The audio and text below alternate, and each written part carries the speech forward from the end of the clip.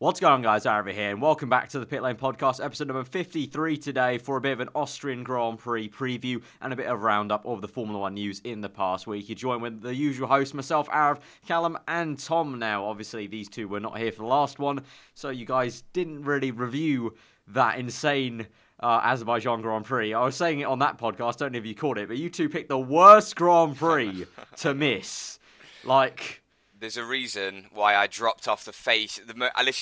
I opened up Twitter and I just saw, what a race. And I literally dropped off the radar for about 3 hours, waiting for it to go live on Channel 4, on demand. And I literally sat down and watched it because I could not miss that. And it was definitely one not to miss. And hopefully Austria, the one I'm actually seeing, we watch Austria be absolutely terrible. But no, just an absolutely incredible race for Baku. And pretty much goes against all of our predictions and ideas of what Baku was last year. Yeah, for sure. Well, there's only one person in this crew who's constantly saying the track needs to liquidate. And I'm looking at someone over this side. It's not a good racing track. I still maintain that. It's not a good racing track. It's a good bumper car track. It's not a good racing track. I'll still maintain that. It's a good track from the corner where the incident happened until turn one. That's the good bit of the track. I like that bit. Yeah. Then it's just kind of straight in 90-degree turns. To be fair, even the whole last sector's alright. It's just that castle bit and the first sector. You say about Austria maybe being boring, but last year we obviously got a very, very exciting one. Qualifying was a madness at Austria. I actually missed Austria qualifying last year. I remember I was somewhere else. And that was a crazy qualifying in the wet. Obviously, practice kicked off where it was torrential rain. And then in the race, obviously, the whole Rosberg and Hamilton front wing off on the grass and everything like that up the hill into Sector 2. So, hopefully it could be another crazy one. Now, I don't know. Will we see a repeat of that Rosberg-Hamilton, but now with Hamilton and Vettel, perhaps? Tensions are going to be high, obviously, after the incident. We're not going to go into it majorly. We talked about it, myself, Justin, and Ryan talked about it a lot in the previous podcast. If you do want to know our thoughts, go over there, and I'm sure Callum and Tom sort of tweeted about it as well. So, as always, our Twitters are above our names the entire time, so you can kind of go back and check that if you really want to. But I think all three of us kind of agreed. We've had already enough of the argument and the debate. It's done. It's over. There's another FIA investigation. Wait till that officially kind of comes to anything. Anything apart from that, just speculation, really. And I think it's kind of already gone a bit too long. It's kind of annoyingly that's not the only thing happening in F1. Let's not ignore other things like Stroll's podium, Ricciardo getting that win, which kind of says a lot maybe about Red Bull now. As Callum, I think you were saying before the podcast now, they're one of the teams with the lowest mileage now in their race, in the racing season. Yeah, they've got the lowest mileage so far this season, and you don't want to. It's just the fact that every single day we all opened up Twitter and there's another story and something else. It's just this is something that Formula 1 needs. Like that, as much as we kind of hated it, it was good that we had a Hamilton-Rosberg rivalry, if you want to put it.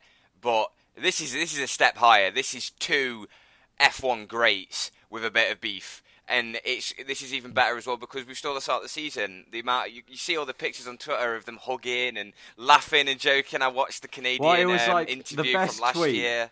The best tweet was Grace Wilco's tweet. Yeah. What was it? China, I think she tweeted it. Whereas they were both hugging, and it was I give it till the Azerbaijan Grand Prix until they want to kill each other. And it was the actual prediction.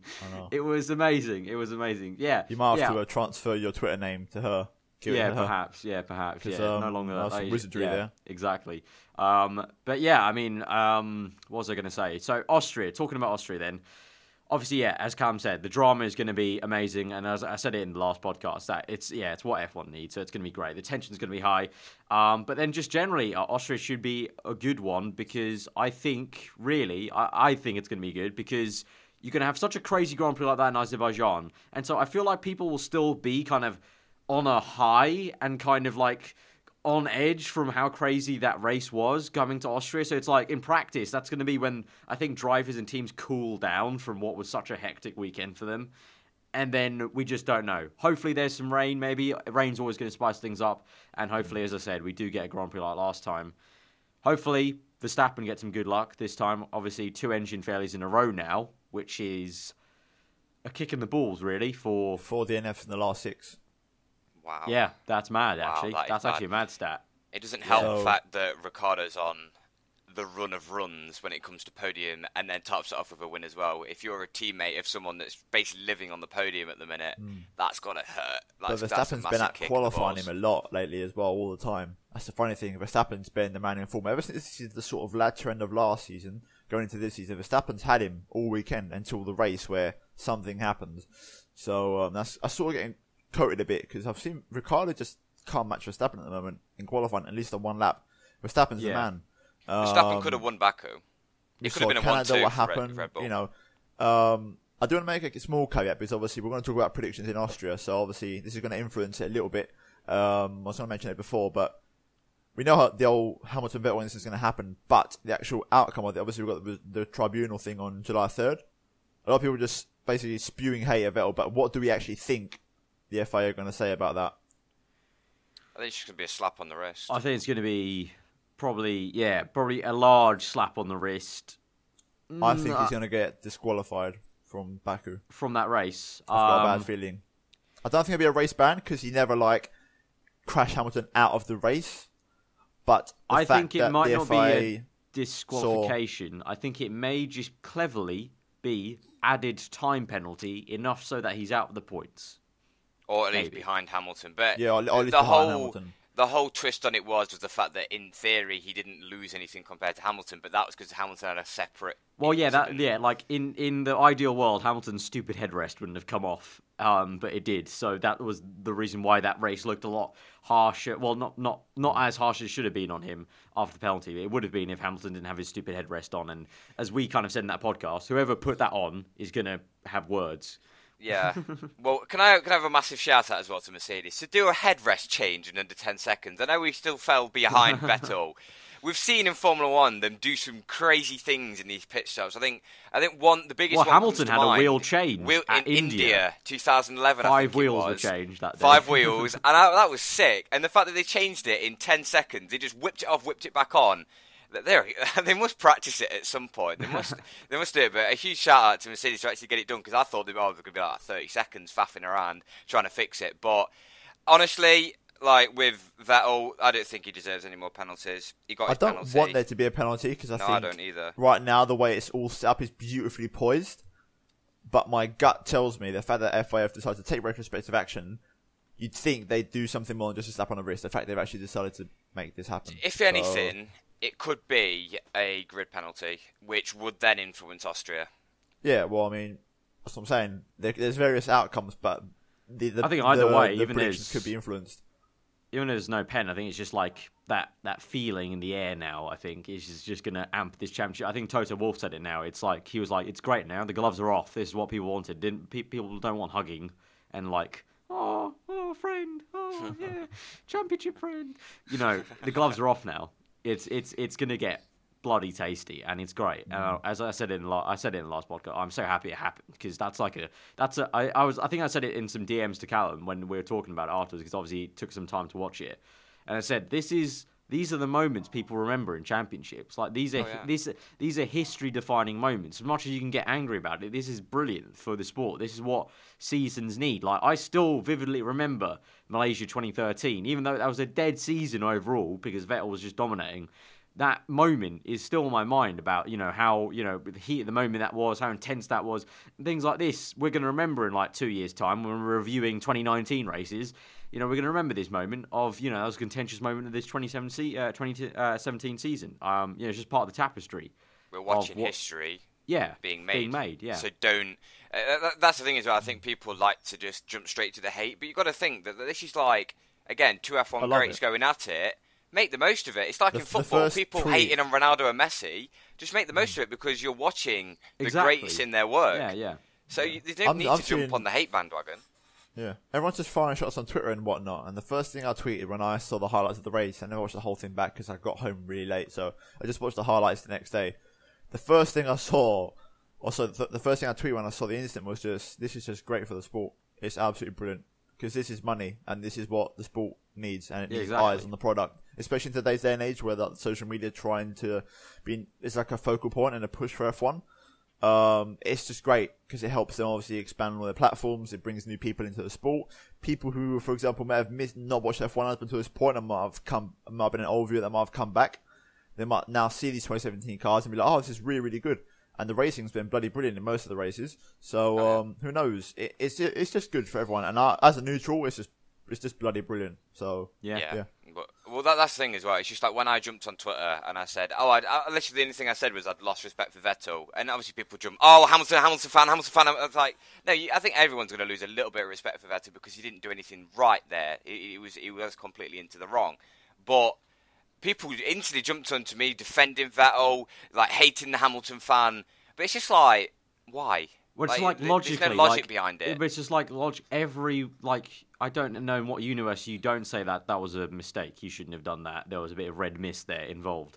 After that, then there's like how much are you going to just spit vile and crap like that. But the actual incident itself, there's no way you can't argue that that shouldn't have happened. It was just a little bit, But equally, it was great that it did happen. That's what happens when you have so much trolling. But anyway, so that's all going to be a contentious point for those two. Apart from that, though, the rest of the grid, Austria, again, I think, I hope it comes true, because last year did actually, for all the teams, it was a very nice Grand Prix. There's plenty of overtaking action. The tyre strategy was very good last year. Obviously, this year, it's going to be a bit annoying with the new tyres, the way we've got it with these regulations. Probably going to end up being like a one-stop or a two-stop with pretty easy tyre wear. But saying that, it's going to be a big fight, I reckon, between now Williams maybe being spurred on a little bit by third place. And just generally, they seem to have been picking up a little bit of pace. Positive that Stroll's now been able to match Massa over that last race weekend. And now they do want to try and obviously catch Force India, because Force India at the moment have been doing the work. They've been doing the job. And Azerbaijan was where they slipped up with the whole kind of, crashing with, two teammates. That's another little battle which has been bubbling away nicely, which no one really talks about. Happened in Canada, and then it blew off at Baku. So tensions are high so in far, the Pink Panthers. So far, they kept cool heads, though. Do you reckon at some point, do you think Perez and Ocon are the type that at some point is going to boil over? If it happens again. I think Perez will boil over. Ocon has got his most level-headed person I think I've ever seen in Formula 1. Honestly, he's one of the most genuine guys when you watch him in an interview. He's so honest, but doesn't get over the top. And I can see them, because if you look at it, Ocon is going to be in a top team soon. Ocon has been putting in the work, like we've been saying all season. And Perez is one of them drivers that has had his time, tried to have his time in a top team, obviously, and then got relegated back down to midfield. But has always been known as that driver that's been really decent, been really consistent, can get podiums, really good on his tyres. So it's them two sort of characters, which I think it's not going to be the first or the last time that we're going to see a little bit of drama between them two, but the actual incident themselves in Baku, was a little bit silly and clumsy. The boat, one person almost slammed into each other on the straight before. So the fact that there was contact afterwards didn't really surprise me. I thought Ocon was in the wrong in the incident. I just don't think he left Perez the room. I think he just he kept on closing that gap. Fault, but I don't know. I think we're forgetting Perez is 26 years old, Carl.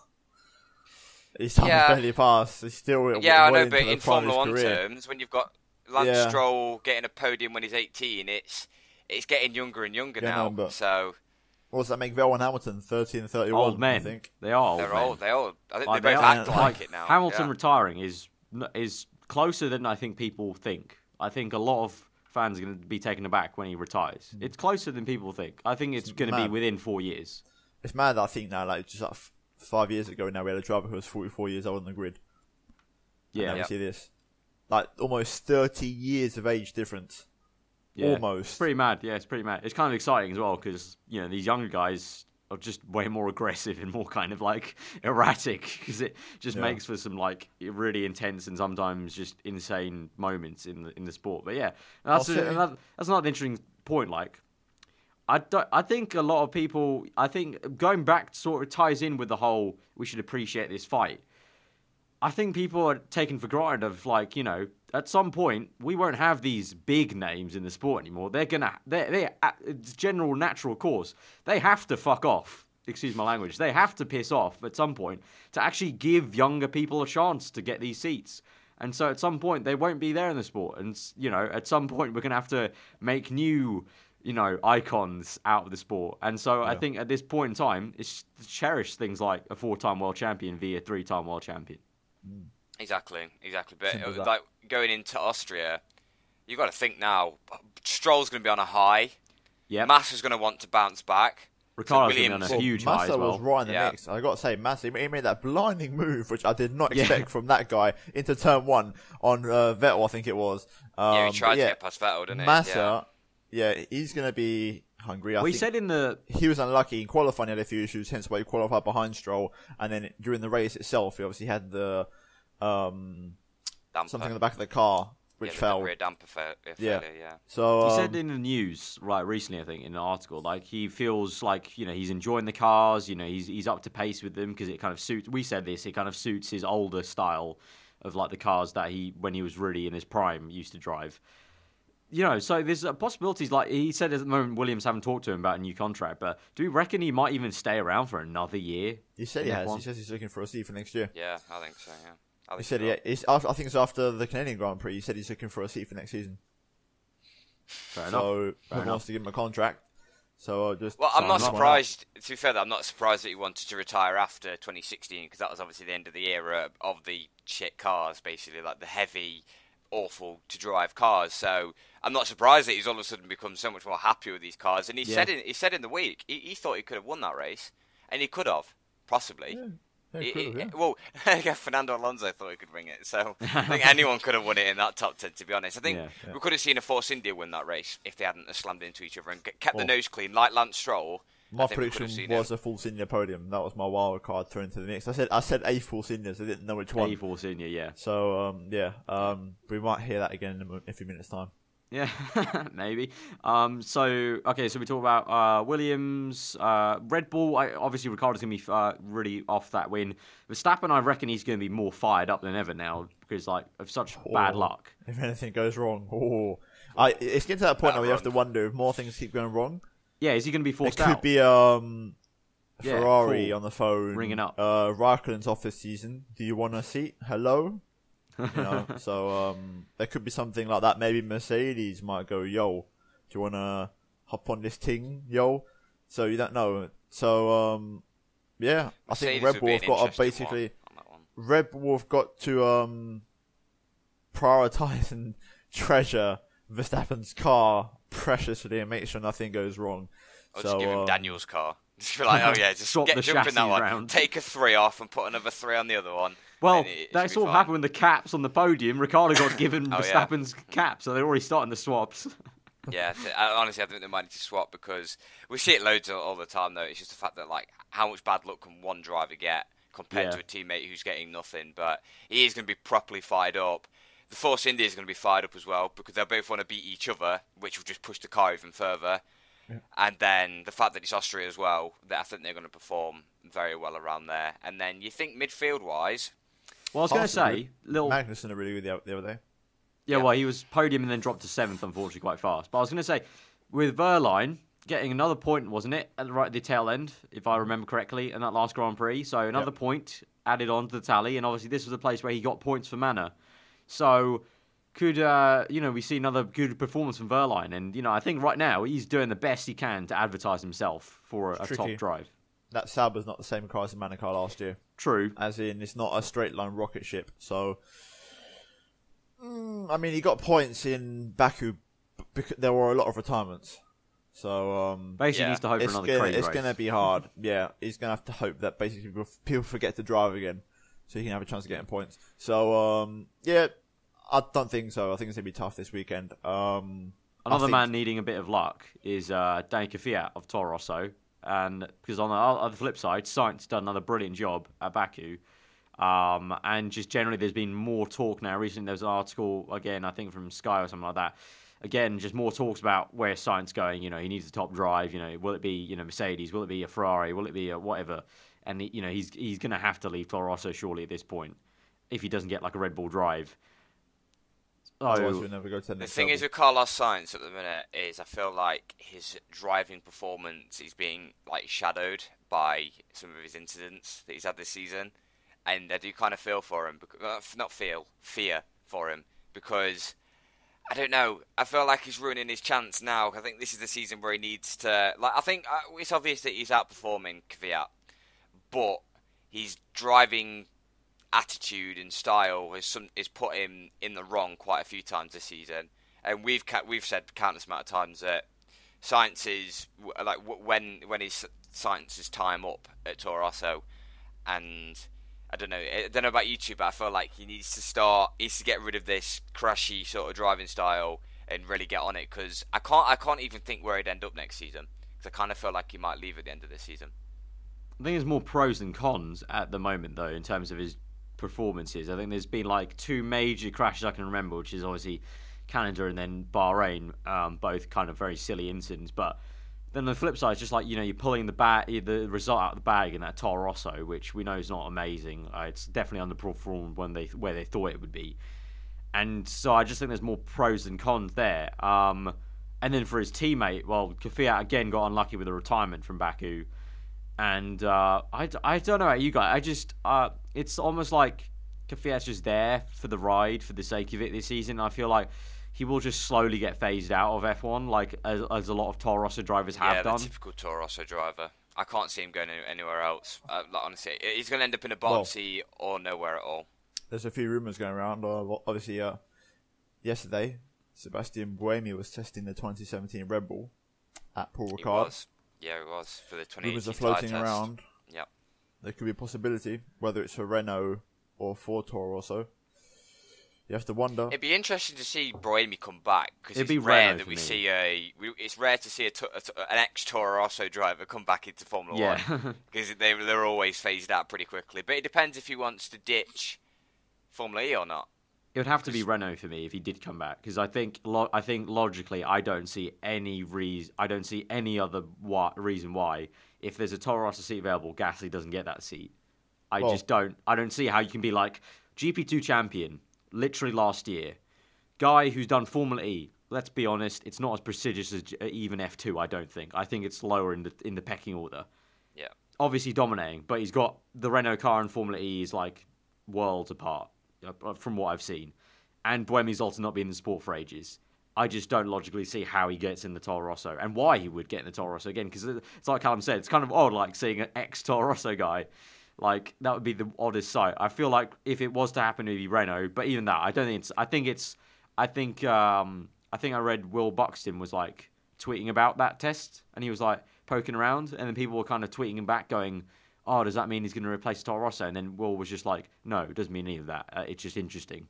It's like, I think I agree with that. I think interesting, but it means nothing. Yeah, I think it's that. I literally think it's interesting, but I actually don't. I think it's a non-story, in my opinion. I don't think Buemi would actually ever come back. But we know Palmer stays at number at Renault, so who could it be? Alonso. I mean, that's what I said. Right I hope now. I'm fully with you. I hope this happens. Like, I said as a wild card. I said I could well see it happen. So could you imagine Hülkenberg and Alonso on the same team? Oh, in an ascending Renault. Goals. But then that phases out. Renault.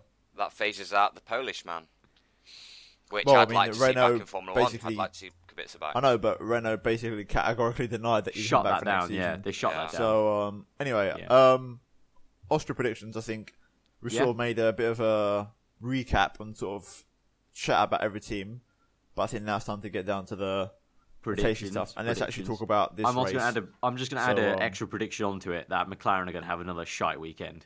Oh, what a man! God, you must be a better crystal man. Ball, mate. Crystal ball. Yeah. I was actually going to say I'm going to go for a fuck it, and McLaren are going to get a point. Okay then. To be fair, they got a point in Baku, and you'd really think that they wouldn't get a point there. So, well, no, because apparently they have another engine upgrade for this race. So, another one. A point. I'm saying a point from a McLaren. Spec 32 this season. Probably Alonso, but a point. Right, go on. So pole positions and then top I've five. I've got a reason for this. They got a point in Baku, and Alonso was going to get a point in Canada until it went down. So okay, they're going to get a point in Austria. Okay, so thanks. That's not what I asked for. Pole and top five. Go on. Pole position. I'm going for Hamilton. Ooh, okay. Race win. I'm going to go for Hamilton. I've not mentioned Vettel because I think there will be something coming out from this FI investigation. That's like another little prediction. Top five, obviously Hamilton. Ooh. A Force India. A-Force India. Brave. All right. Bottas, Raikkonen, Vettel. Okay. Actually, no. I'll switch Vettel and Raikkonen. I'll switch them around because Raikkonen will probably let Vettel through because Vettel's in the title fight if it comes to it. So I'll say Vettel P4 and Raikkonen 5th. Right. Okay. Cal. And then McLaren point. I'd say Hamilton pole and win just because I feel like it's that bounce back weekend that he'll want to do again, and the fact that Hamilton's been on fire in qualifying recently, like he's been pumping in the laps. Then I'd say Bottas 2nd, Raikkonen 3rd, Verstappen 4th, and then Massa 5th. Right. I want to go for Bottas pole. Going to go for Hamilton win, Verstappen 2nd, Bottas 3rd, Vettel 4th, Ricciardo 5th. Love how Raikkonen just gets phased out in most of these. If we have no faith in Kimi Raikkonen at all. I would like to have faith in him, but once again, it's just not been up to scratch from what should have been this season. He's set him. That car is set up for greatness, and he's just not been performing as well as Sebastian, and he's just not. And it's unfortunate because I would love to get behind and be like, yeah, it's the old Kimi. He's doing well from even like 2012 and 2013, but no, it's just not there. It's not there. I mean, yeah, you forget you got a pole this season, wouldn't you? You forget. Yeah, and at Monaco as well. So. Yeah, but it's odd, isn't it? I don't know. I'm not sure about Kimi in 5th. I might want to switch that for Verstappen. Yeah, I think I want to switch to Verstappen. I just have no faith in Kimi. I mean, it's not like we're actually putting in a slipping bet slipping what slipping slip. What betting slip into this. Okay. You can change it as much as you want, really. Okay, so that's our predictions for Austria. So hopefully it will be a good one. I guess now, is there any really more news to wrap? I feel like I don't want to kind of just like. There's been a few little comments also. I just want to address it. People saying that some of the podcasts being quite short compared to some others or from the past. But it's just the fact that I think it's a disservice if we just talk for the sake of talking. I don't really want to ever just talk about F1 for the sake of it. Like as much as I like F1, guys, I don't like it enough to just talk about it non-stop, rambling on when I don't care about it. Like, I'm looking on the left-hand side here. And there's just not much news that I personally care too much about. And so if I was watching myself talk about it, I wouldn't care for my own opinion on it. Like, Ron Dennis leaving McLaren. Oh, well, that's old news. He's not been there for a while. Guy left McLaren for Williams.